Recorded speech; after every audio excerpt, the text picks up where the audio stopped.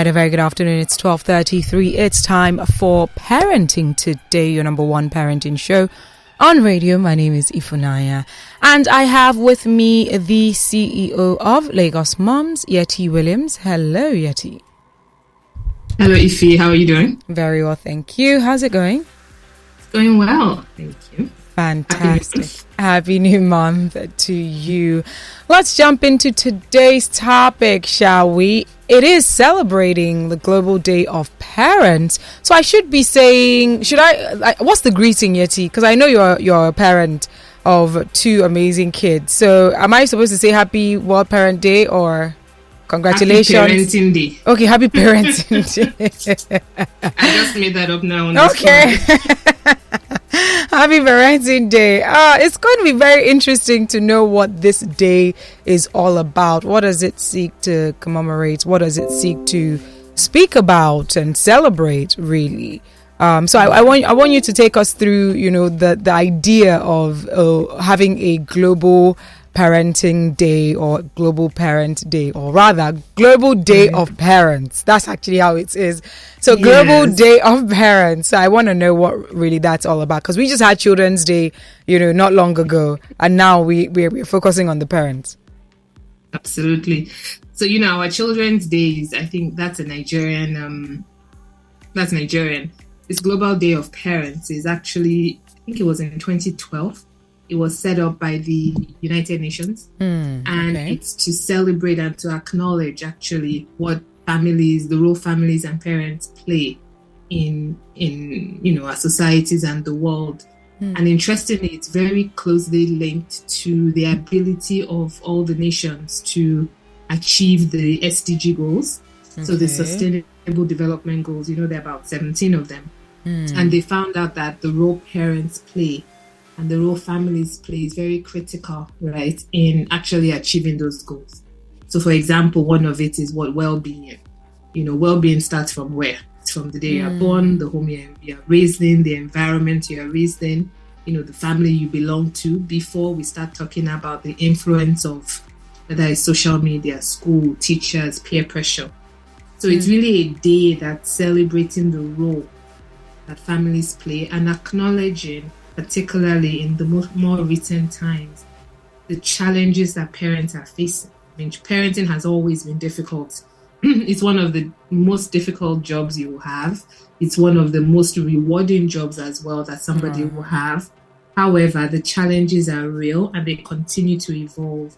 So what kind of support are parents actually even getting to make sense, right, of the crazy, well, it seems like it's a crazy world. Everywhere you turn, there's something going on. There's some new ideology, some cancel culture, some new thing that's going on, and parents are still having to struggle in tough economies, right, where it takes much more. You need to earn much more to give your family the kind of life that you had probably growing up. So everything seems to be stacked in that direction of challenging, more challenging, digital world challenging. And then the parents still need to, be great parents. So how do we balance, those two opposite ends? All right, that's very interesting. I want to know, in your opinion, how do you think that celebrating this day has made a difference across board? Is this day, because it's global, but we could start with having a conversation about how this affects Nigeria, right? Because you made reference to our Children's Day is a Nigerian holiday. Honestly, I didn't even know. I thought that was a global Children's Day. I didn't know it was a whole Nigerian holiday, right? Yeah. But with this Global Parents Day, how do you see it influencing our dynamic here in Nigeria? That's a really good question. And, it's relatively, so it started in 2012 in terms of them saying, there needs to be a day dedicated to parents. Starting in 2012, it's definitely not something that's, even though it's a global day, it's not something that's globally, it's not on that stage. It's not like how about, I'm trying to think of it, like World Cancer Day, things like that. Yes. Or even May 15 is International Day of Families. So there's a lot of things that have been designated. It doesn't mean that it's trickled through the world and countries and nations. So when we talk about how does it apply in Nigeria, I feel like some of the things that are even more pressing. Okay. Where are we with those things in Nigeria? So this is yet another global day. I don't think, what I've seen so far, I don't believe it's trickled down at all to like the Nigerian ecosystem or whatever you would call it. However, because of the work that I do, I'm very aware that this is a day that's been earmarked by the United Nations to pay attention to the fact that this SDG goals we're saying we want to achieve as the world, reduction in poverty, education, well-being, all of those policies or goals cannot be achieved if the home environment is not carried along. I think it's very early days still, because if you look at it, it started in 2012, we're in 2023.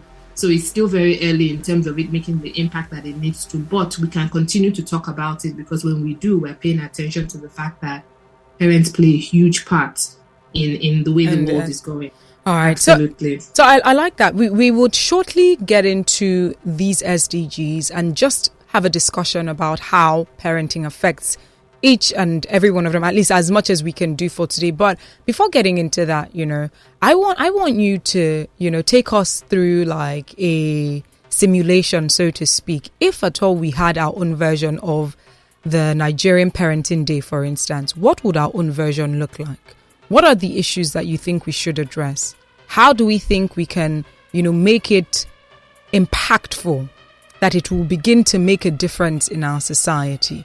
We always say that the society is a subset of the family, really, because the society comes from the family. The family is the first unit, and so it does play a huge role on, the products that it is producing to contribute to the society. So we are all a product of the family that we came from, and our families produced us and contributed us to society, right?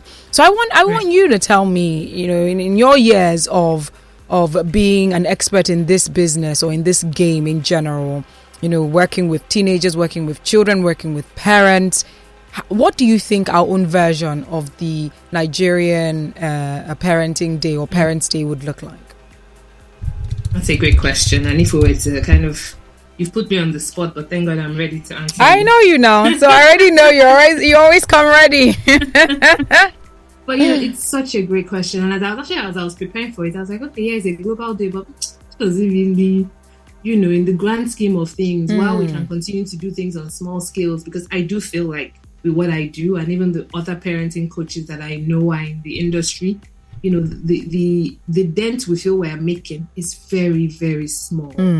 It's really small when we think about globally, or even let's say nationally, where are we headed? So if we were to say, what do we need as a Nigerian parent to actually be more effective, to be more intentional, to raise children who will become the adults who are taking position in government, who are in House of Reps, who represent us as a nation? They all come out of the home. So from a governmental perspective, we actually need much more support. So in terms of providing for families, a lot of families in Nigeria are really stressed out by carrying so much for themselves, by themselves. So if we even just, the ability to provide is not something a lot of people feel that they have any support from anybody else, except for the amount of work that you put in on a daily basis. Right? There's no sense of social security. There's no sense of, really being able to trust that as you get older, if you work hard, there'll be a pension for you, right? There's a lot of things that we don't have that don't give that sense of comfort and financial security that most parents actually need to be able to be there and be intentional and get better in your parenting. You can only focus on getting better on something if the basics, we all know the Maslow hierarchy of needs, right? Yes. If the basics have really been taken care of, that you can start to say, all right, what can I do to, be a lifelong learner and to add to what I'm already doing? So I think we don't have that support from the government level yet. I'm one of those very optimistic people that things will get better. And I also believe that we need to be very careful the words that we speak about our leaders. because I'm a person of faith, and it says it that you should pray for your leaders so there'll be peace in the land. Right? Indeed. It can be difficult. You may not like what you're seeing, but the power lies there's power in our tongue and in our words and when we speak. Yeah. So that, secondly, I would say education needs to be significantly overhauled in terms of when we say preparing our Nigerian children for the world. Our education curriculum system needs to really, really be reviewed. When you look at the public school system, which is where majority of our children in Nigeria go through, curriculum is quite outdated. Right? It's not really preparing them for the world that we live in, not even the future. The future is here now. When we have things like AI and ChatGPT, you suddenly can shrink to a team of 2 or 3. Absolutely. What you churn out is more than if you had a team of 10 that you were chasing. And one of the things that I've found with some of the challenges we have with our younger workers in Nigeria is that the educational system hasn't shifted to create critical thinkers. So they now get into a workforce and you're telling them, think out of the box. Out of which box? Which box? The box that we had to squeeze ourselves inside to even just, graduate. You're now telling me in the workplace I should just switch and start thinking out of the box. What do you mean? Just tell me what you want me to do. But that's not where the world is evolving to. So that will be the second one, is our education needs to seriously be overhauled. It's not about when you have money, you can then go to a private school, because some of those private schools are not even top notch, but they know that there's a gap, right? So they're able to create themselves.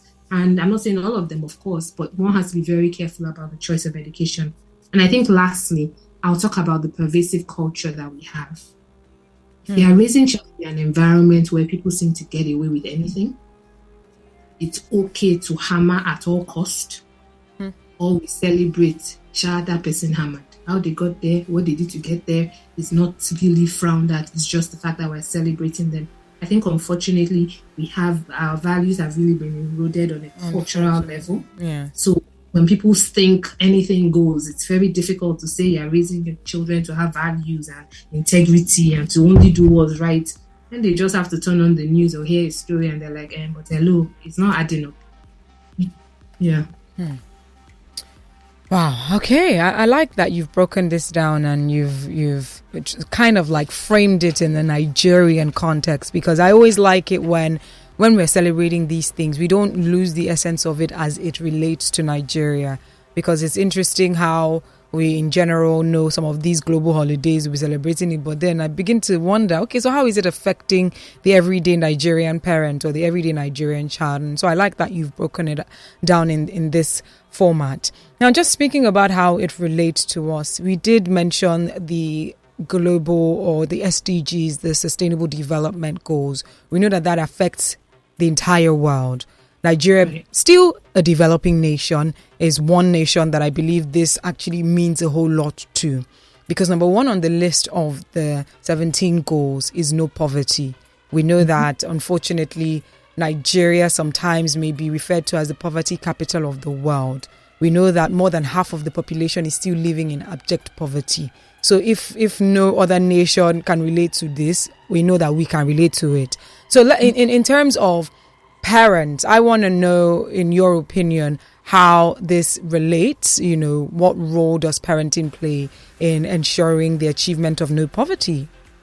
It's a great point, and you've almost given me an idea to spend, maybe not 17 weeks of shows, but to actually break down each SDG goal. I like that. What does that mean? What does that mean from my perspective? We don't control what happens out there.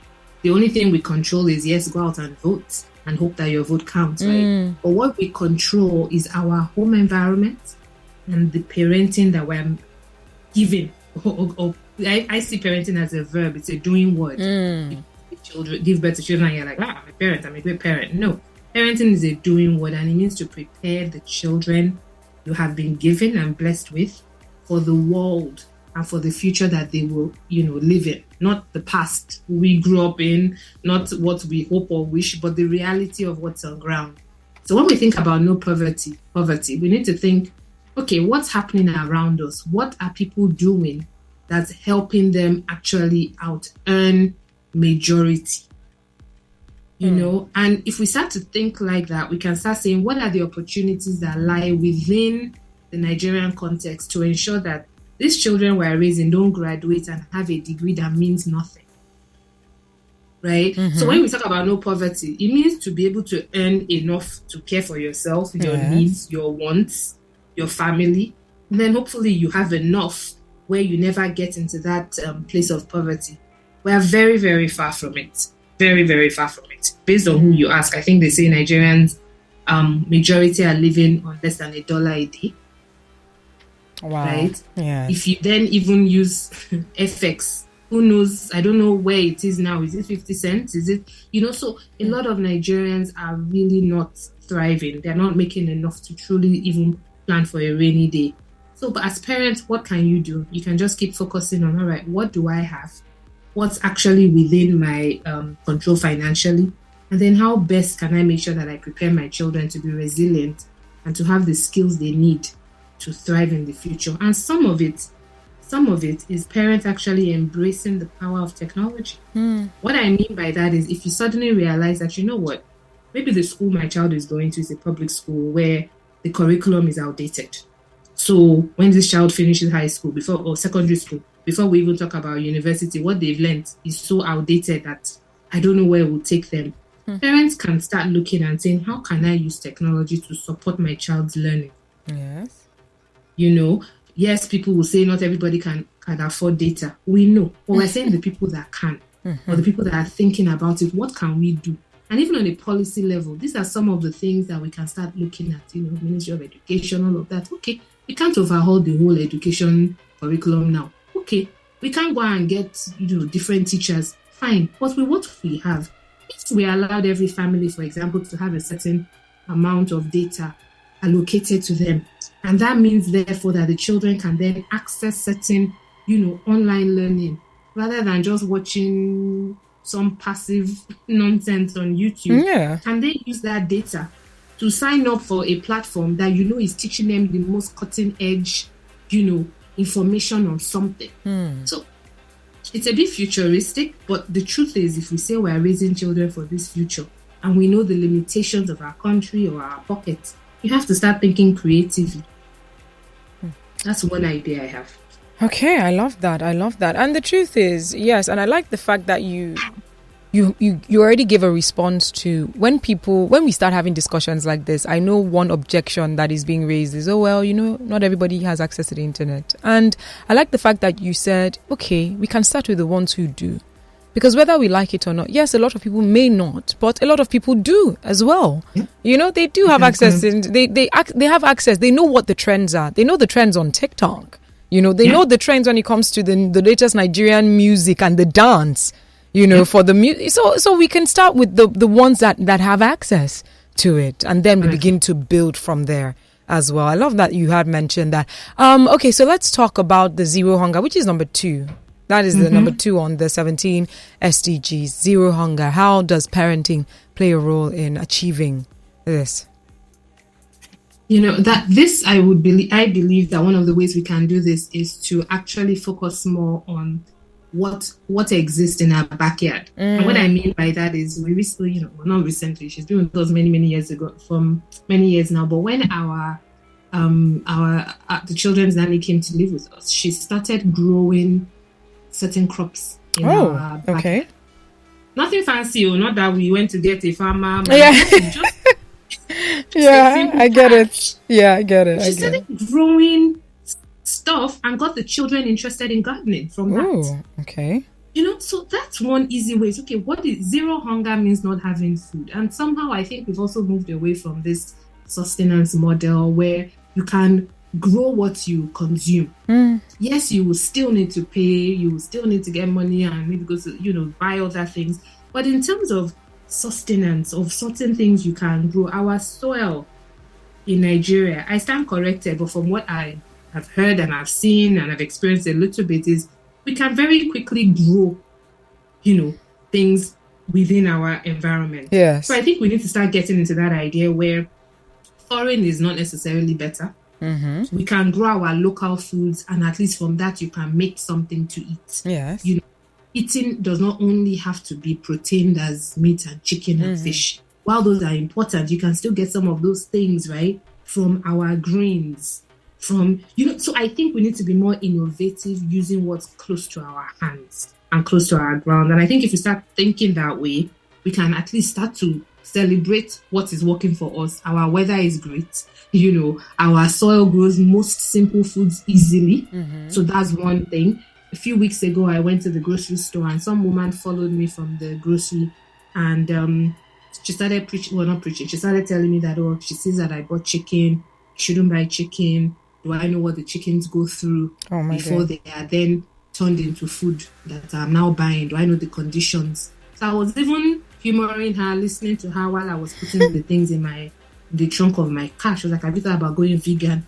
I was like, in my head, I was like, if you go vegan, you're still killing crops, so you're still killing something. But I didn't say that too. I was just thinking. The next thing, she goes on to say, she's white, and she goes on to say, at least we're lucky here. We're not like them in Africa who don't have access to different types of food options. My head just did me that I've been calm. I said, excuse me? I happen to be from Africa.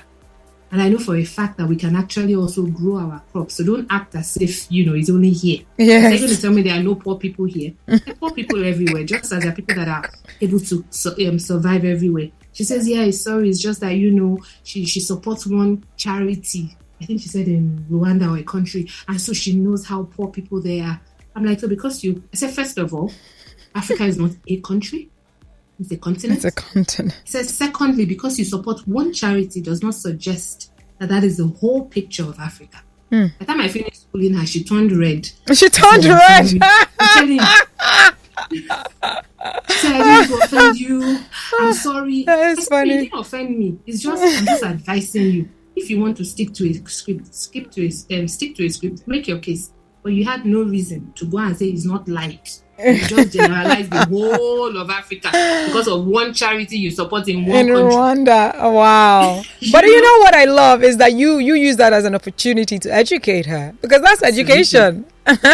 Education. And by the time we're finished, I said, I'm from Africa. I'm from Nigeria. She was not again, we don't get out. I said, it's okay. You don't have to apologize, but just take this as a point that do not generalize. And I think it's very damaging, no matter where you sit, Absolutely. No matter where you're from. To generalize about a whole set of people just because of one lived experience you have. So, I think I went off point a bit about the zero hunger, but... No, please, this is all part of it. It is part of the conversation. It is definitely part of the conversation. All right, we have just a few minutes left, so let's just do one last one. So, which is good health and well-being. Let's connect the dots to parenting. So, in terms of good health and well-being, this is very, very critical, right? When we think about good health, under that stands is, vaccinations, for example. So making sure that children are getting vaccinated, that comes to parents. And we do have some parents who believe that they don't want vaccination for their children. And that sometimes gets into a bit of, that's then exposing other children to childhood diseases. Sometimes that your child who you chose not to vaccinate might be spreading because they're in school. So, on a good health perspective, feeding your child right, a new mom, knowing that breast milk is the best for the child in the first few months, if you can, and there's no challenge, that's the best start for a child's life. So do that, eat well, So in terms of good health, that's something that definitely starts from home. And when we talk about well-being, for me, I would wrap well-being to mean everything, to include your physical and your mental health. Once again, that starts from the home. Okay. Parents are the one who are going to raise children who are physically and mentally healthy and sound. And that's all the things that and that's why I like focusing on things as parents that we control. We don't control everything. But what you control is within your house, you and your children and your spouse. You control that environment as much as possible. What you feed your children, the words you speak to them, how you raise them. All of those things can be very, very intentional, and you control that. So I connect this because if one of the sustainable development goals is good health and well-being on a global scale, we know what the numbers are saying in terms of depression, right? People that are depressed is increasing. And depression is not based on whether or not you live in a poor country, emerging economy, or you live in a developed world. Exactly. The rates of depression across the board is increasing. It's unbelievable. People in the whole psychotherapy space, just like, what is going on, And a lot of it is tied to where? Your home, how you were raised, the enabling environment you grew up in.